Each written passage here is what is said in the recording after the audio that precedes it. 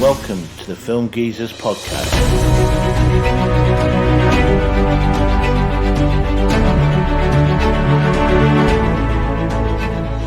Hello, welcome to the Film Geezers podcast. I'm Robbo and I'm with Cheeto. Hello. And today we thought we'd change up a little bit. So our last two podcasts we've been discussing like top tens. So today we just thought we'd talk about action films and what makes a good action film. So I guess the first thing is to define what we mean by action film. So I've had, I go online and look at a lot of lists, and there's a lot of films on there that I wouldn't consider necessarily action films. That's the thing. Look, there's for me, there's obviously all like full-on action films, but then there's a lot of sub-genres of action film. Yeah, there's like action adventures, action sci-fi. There's a lot of westerns on there that class as action. So technically, yeah, maybe they are. But I just think, like you say, full-on kind of balls to the wall action is the definition. And obviously, we're two different generations. I grew up probably 80s and 90s were my era. Yeah. So I think they were some of the best action films. Yeah, and they were definitely the most like the formulaic action films that stick to the actual tropes of an full-on action film, And that's the thing is a lot of these films shared similar like tropes. Yeah. So one of them, like I say, the first one is like pretty much a lot of the films had the heroes had some kind of military background. Yeah. So you had like obviously Commando. Arnold Schwarzenegger was a former Commando. Rambo, former Green Beret. Even Lethal Weapon Riggs was a former Special Forces. And then every Steven Seagal movie ever. Under Siege, he was a former. Although he was in the Navy, he's a former SEAL.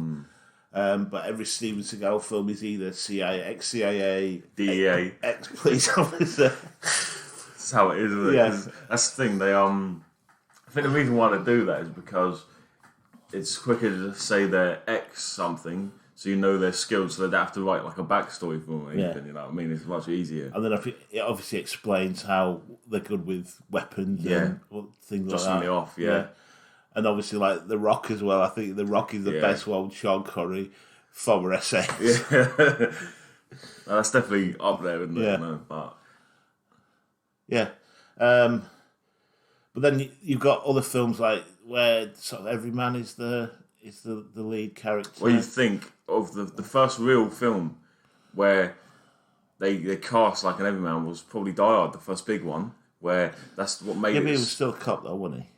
I'm talking about films like, say, The Fugitive, where Harrison Ford, he's not got any kind of military or law enforcement background. I thought you meant with like the everyman. No. Obviously, you had like Arnie, you had like Sylvester Stallone. You had like these big guys with big muscles and stuff, and then they cast Bruce Willis as like an everyman. So you can see him, yourself. Like he had a very average body type and stuff, and that's what was a huge part of the film. No, I was talking more about, like, say, like you've got The Fugitive with Harrison Ford, he's a doctor. Yeah, doctor. Yeah. Like Executive Decision with Kurt Russell. He's he's like a CIA analyst. He's a nerdy guy, but which you don't really see. And that's the thing. What makes it so good is that you're so used to seeing Kurt Russell as like he knows like every skill possible, and he's always like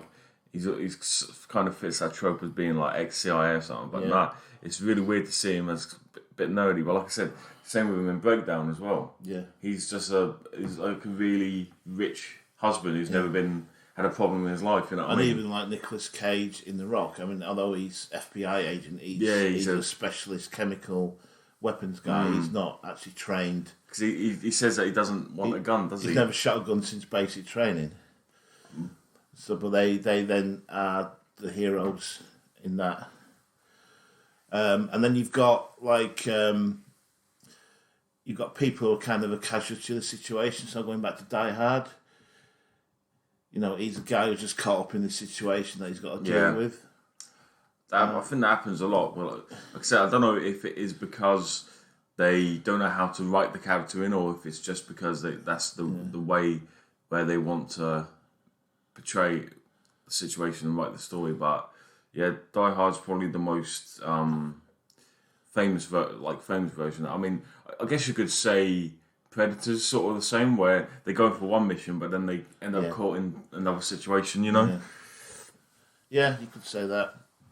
I mean, it's the same with Under Siege as well, because he obviously, although he's got this military background, he's kind of trapped in this situation that he's got to then. He's the only one who can actually take action against a terrorist. Yeah, because he's locked in the meat cellar when they he can't hear anything. Yeah. When their boat gets taken over, so So that's another theme that goes through it. A bit like Cliffhanger as well, maybe, where he's a victim of that situation, and although he's got no real background or anything else, it's the only special skills he's got. He can climb. Yeah, and somehow he's like shooting guns and stuff. Yeah. So that's kind of fun in a way, but that's what I think makes a good action film, is that a lot of it is the storyline's kind of almost unbelievable in a way. Yeah, you kind of have to suspend disbelief, but then that's what also makes it a good movie. film. Yeah, that's because you come out you don't have to think too hard. No, you don't have to follow a complicated storyline. You just come out of this theatre and you actually, for those 2 hours. Yeah, it's just they're entertaining, isn't they? Yeah, you know what I mean? It's like no action. Like very rarely are action films going to be like Shawshank type of writing. You know, they're just entertaining, and you're not going to be disappointed. Obviously, there's some out there that are poor, but it's hour and a half, 2 hours of just fun, isn't it? Really, Yeah. And then there's sort of those action films where you've got like the mismatched protagonists in it, like Lethal Weapon. They're kind of at the start they're sort of mismatched. Red Heat, for example, that's one where Arnold Schwarzenegger plays a Russian police officer sent to Chicago to extradite a prisoner, and he's teamed up with like Jim Belushi. So there's a comedy element there as well. I was thinking of another one as well. If you think like Backdrafts could be considered, even though they're brothers, they're totally different, in there. You know what I mean? And that could be considered that. But I think that's what makes these movies so well, because they are different and they bounce off each other. You know what I mean? It's not just the same character written twice, basically. Yeah. And then another common theme is the guy brought out retirement to finish one last mission. So you've got like Rambo 2 and 3, I think. You've got Commando. Obviously, it's because his daughter's kidnapped by the main bad guy. Firefox, have you ever seen that? No, it's a Clint Eastwood film. It's not the greatest film, but it's where he's an ex-pilot, Vietnam War veteran. He's brought out retirement to steal a Russian plane. Yeah, sounds about right, doesn't it? Yeah. But the opening scene is where and another common theme is when these guys like retire from, they go and live in like middle of nowhere, off grid in some kind of cabin in the forest and that. Yeah. But they send a helicopter. They send the guy in a helicopter to try and persuade him to come, and he's out running, and the helicopter's flying over. Then he's having flashbacks to Vietnam, and that happens throughout the whole film.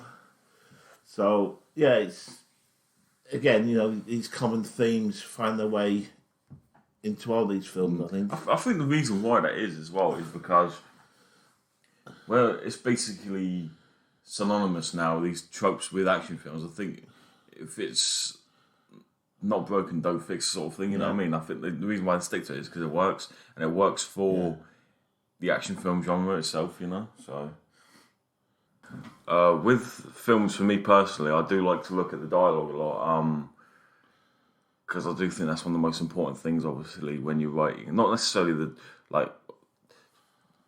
in writing a film, there's two different bits of writing. You've got the story that you write, and then you've got the actual dialogue. And obviously, for an action film, I don't want to focus on the dialogue really, but sometimes when you don't have the best dialogue, where we're humans and we're built to notice and we're built to understand interactions between humans, it can sometimes be a bit hard to watch because when that isn't natural between two characters, it's hard to really watch. But like I said, they're obviously not going for that, and they tend to have like their own catchphrases and in necessarily places you wouldn't expect. Like I remember. Well, it's like in Command, I think each time he kills someone, it's like he's got this catchphrase. And in reality, you'd kill someone, you wouldn't even think about it. No. But like I said, action movies, they aren't really meant to be real. I can't really think. They don't reflect real life to them. No. And the films, like the so-called action films that tend to be more realistic, tend to be more like dramas and stuff, where they're proper So, like I said, it's not really. You can't really have a go against it because, like I said, they're not going for that. They're going for tits, explosions and stuff. You know what I mean? So, big stunts. Yeah. So that's their wow factor sort of thing, you know. Yeah, I mean, what films have got kind of really big? I mean, Terminator 2, would you call that an action film? Yeah, 100%, yeah. So that's got kind of some really big, and Speed, that's got kind of some really big stunts in it. But yeah, I mean, like in Die Hard, the explosions when the helicopter hits the Nakatomi Towers. Commando every 2 seconds, explosions. And like I said, the reason why I think they do this is obviously it's what people want to see and what people expect when they rock up to the cinema to watch an action movie or put it on the TV. But also, I think they do it to appease the audience because, like I said, there's many. Don't get me wrong. There's a lot. I love action films. Action films are my favourite genre. I'm not bashing them in any way. There's a lot of great things they do, but there's a lot of so-called traditional bad things they do with like the writing. So they make sure the explosions are plentiful, you know, and because it's an action film, the action's there. To make up for maybe some poor dialogue, you stick an explosion in. Yeah. Because what's the point of calling it an action film? Because there was action, you know what I mean? That's the worst thing an action film can do is have no action and be boring. Because like I said, there's probably loads of action films with like a 3 rating on IMDb, but they're entertaining. Like I said, that's the worst thing you can do when you leave the cinema is be bored with an action film, and that's when it is dire. You know what I mean? Yeah. Because, like we said, a lot of these films that we've just, of course, there's some that are just in film lore. Like you've got Die Hard, Predator, Terminator 2. They're just 3 that everyone loves. That they're genuinely brilliant movies. They've got good dialogue. You know, they've got a really good story. But some action films where they're not really considered great films, but we like them because they're entertaining. That is the only reason why. And like I said, it works. It's a huge thing to be an entertaining film. Yeah, I don't think you set out to make an action film that's going to win any awards. No. You just want to entertain people and obviously make money, which a lot of them do.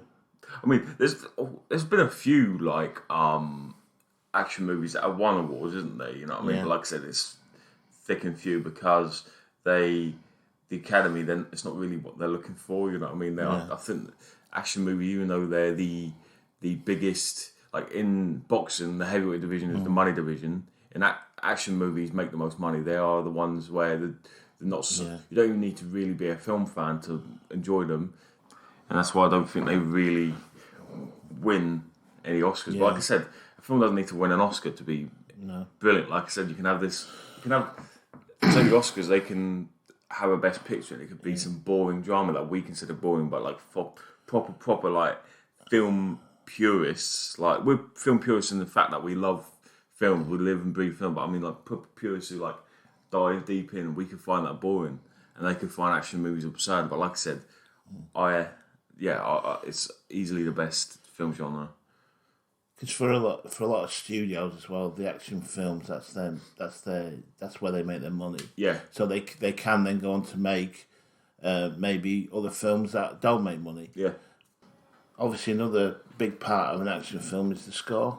Yeah, 100%. It's the backbone of every, and that's the thing. Every like action film has that's one thing they have in common. They have a really good score because where I think it's where action movies make the most money. They can afford to bring in like the big guns, and it tends to be almost synonymous with films, doesn't it?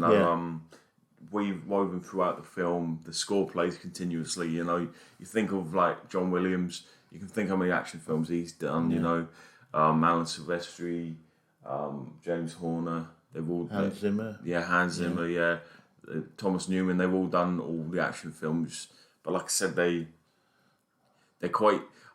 Obviously, it's easy for us to say but they're quote unquote easy to score because you know the tone already of the action film, so you can just make a big, bold.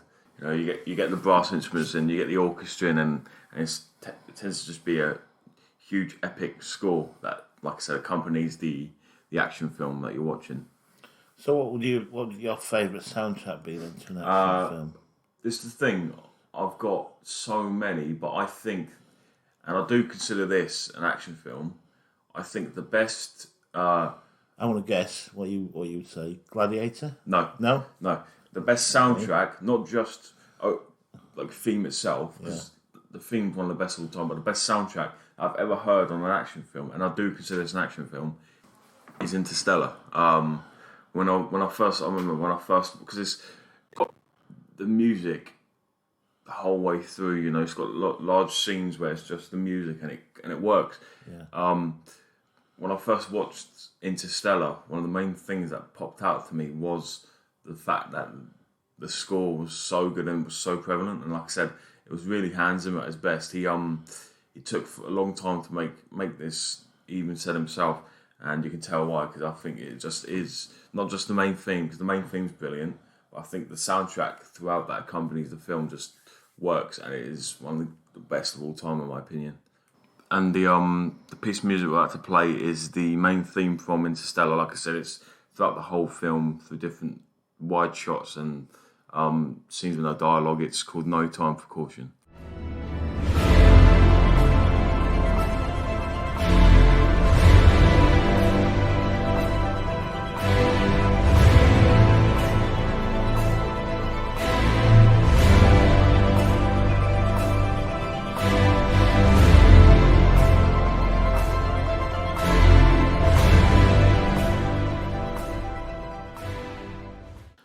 Yeah, and my choice is actually another Hans Zimmer piece of music, and it's from Gladiator, and it's called The Battle.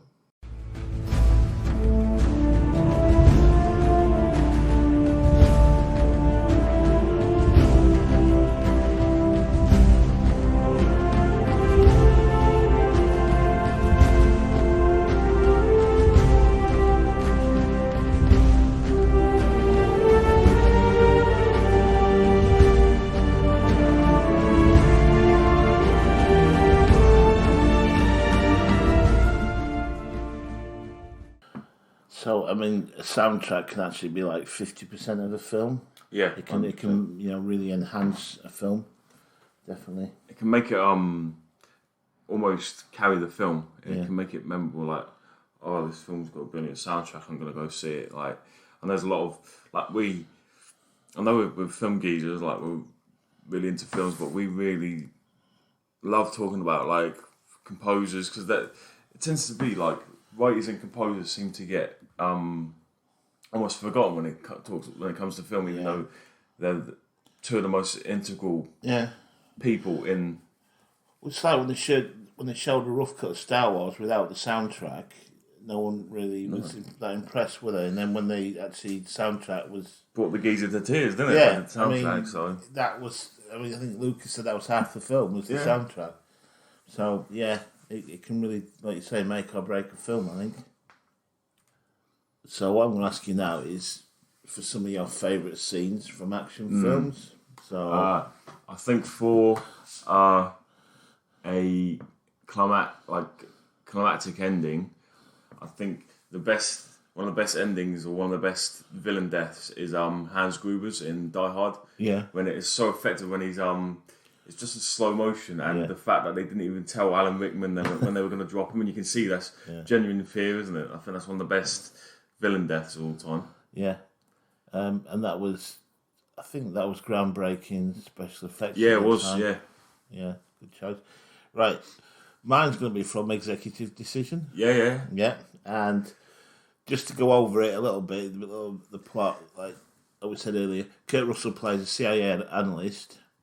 The film opens with him having flying lessons in a 2-seater Cessna with an instructor, and he's about to go solo, and that's when he's pulled out to go and brief the chief of staff about this terrorist takeover of a plane.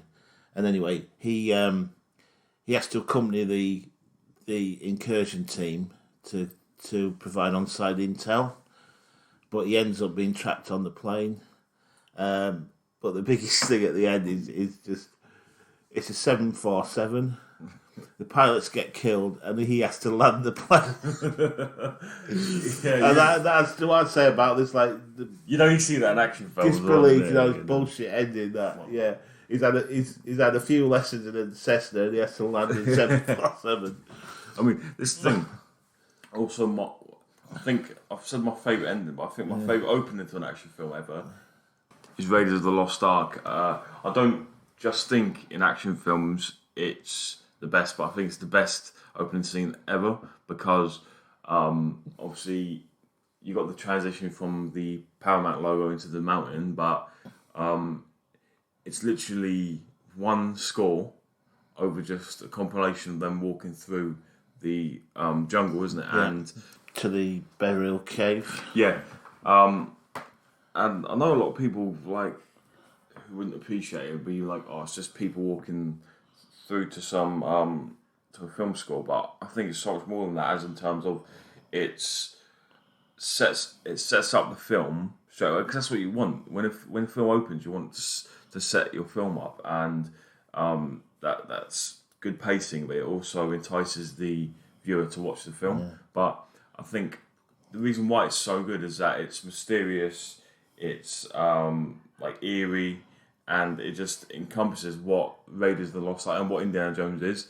And I think it's one of the most badass reveals of a character ever with Indy, where he whips the gun out and then he's in darkness. It's great cinematography. He's in darkness, and then he just, as he's walking forward, his face just ever so like gradually just gets lighter and lighter, and you can actually see it's Indy. But yeah, I just think it's so impactful, and with the score as well, great score by John Williams. It sets up that film so well, and like I said, it keeps you interested and it keeps you enticed in the film. So yeah, good.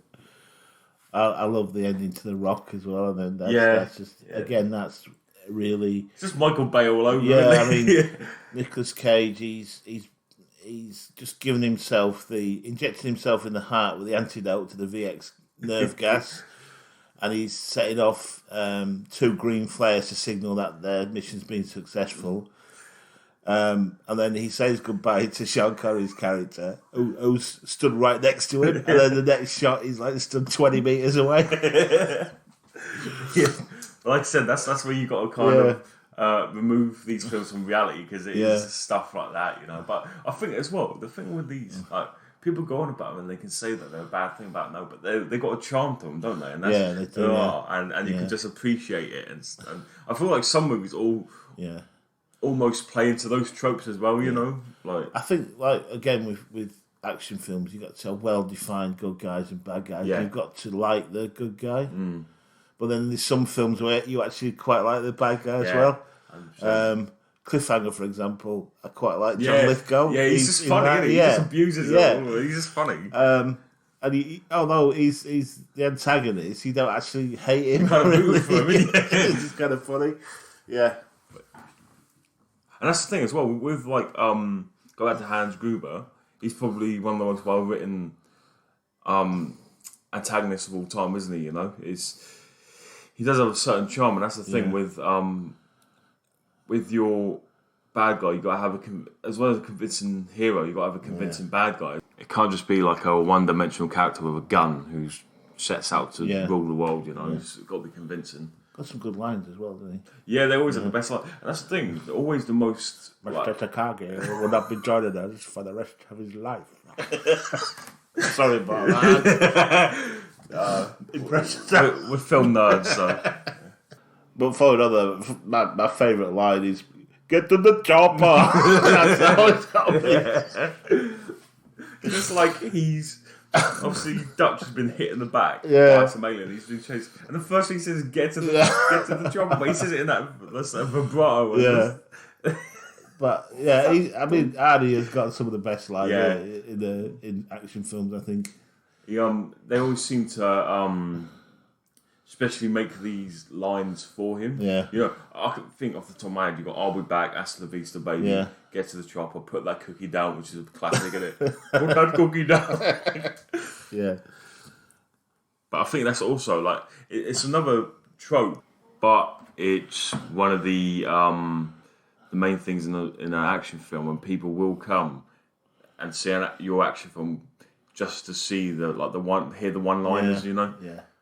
Do I remember him throwing a machete through one and saying, "Stick around"? Yeah. Yep. You just got to do it in that accent, don't you? Funny. Stick around. Yeah. But no, like I said, it's an integral part of action films and a backbone. Yeah, because then you can. It's a shared experience, isn't it? Yeah. So you can go and quote those lines to each other, and and it just makes it iconic, doesn't it? Yeah. You know what I mean? 'Cause some of them are overused, but when they were first used, they've just made that film, took that film to the next level, you know. So like I said before, my experience is I probably 80s, 90s action films. So you're probably more up to date. So how do modern action films compare with? Because what would you consider modern action film? Is it the superhero films? Are they action films? Yeah, they're action Batman, films, that kind of but thing. MCU universe. what's the thing? Where I was born in 1999, I'm 21. I actually, you know me, I love the 80s, 90s action films like that. I think they're the best of all time. And that's the thing, it has changed a lot. Just action films have changed a lot, but just films have changed a lot themselves. Like, this is not me bashing on like 80s, 90s films, but they were very tropey. They were almost bit camp sort of thing, you know. And that's just not seen in films today at all. They tend to be more grounded, and I don't know if that's necessarily a good thing. Because, like I said, I want tits, I want action, I want explosions, you know. And they're grounded. They try and make them realistic now. And it's just like, I know, like you've got now a lot more leading female characters in action films. Yeah. And like you say, a lot of them are more grounded in real life. For example, I think the Taken, for example, that is very brutal. It follows some of the tropes. You know, the guy's daughter's kidnapped. He goes after them. He's ex-CIA. But you can tell that they've worked on the script. You can tell that you know, there's none of the sort of catchphrases. No. There's none of the big explosions. It's more like when I was saying about the dialogue, it's more natural to how humans actually interact and speak. Yeah. But like I said, I think there's a lot of good modern action films, but I think they're, for my personal, there's going to be people who hate old action films. Well, obviously, you've still got, Sylvester Stallone's still going, Arnold Schwarzenegger's still going. They're still making those films. Type of films. But even then, they're not as big as they were. They're just not in at the moment, are they? You know, but like you said, obviously the main sort of film nowadays is like the superhero action film, isn't it? You know, and like I said, I mean, the MCU isn't really like a superhero is not realistic, is it? But I think the way, like I said, how people just interact with each other, actual real situations, they are very realistic. Yeah. But that's not always necessary in an action film. That's not necessarily a good thing. Unless you're a billionaire and you can afford to kick yourself out. What Tony Stark, yeah, or Bruce Wayne. Yeah, Bruce Wayne as well. Yeah. Well, yeah, I mean, I'm not. It's not my favourite genre, action films. You know, I do prefer more realistic sort of drama, thriller films. But I've got to say, sometimes you just feel like just not. delving into a film like that. Like you with just me, feel like escaping for a couple of hours. yeah, if I You come don't home want from to think work, too much about a storyline, and that's what an action film and should do. you just want to be entertained, and that's what they do. That's what's so great about action films. I'm like, that's because you'll be entertained. You know what I mean? It's very samey, but you'll be entertained. Are you not entertained? Right, I promise I won't do anymore. No, keep them coming, mate. But yeah, like I said, that's why they still continue to be the heavyweight division of sorts. Yeah. Okay. I think that's we got everything. I think so. Yeah. So thanks for listening. Yeah, thank you very much. Like I said, we're going to be doing weekly podcasts from now on. You can find us on all the major platforms: YouTube, Apple, iTunes, Spotify. Also, we have at the Film Geezers. We have a Twitter. We have an Instagram. We have a Facebook now. The Film Geezers. We also have a TikTok where we post daily, almost at the same time. So go check that out. We'd really appreciate it, and we'd like your feedback, because that's the thing we want. Yeah. We want to build a community, so that's why we want your feedback is integral to us. We have a website, that's filmgeezers.com. You can always contact us through that. With ideas for podcasts, ideas for anything else you want to see, for content. So I just got to say thank you and see you next week. Goodbye. Thank you.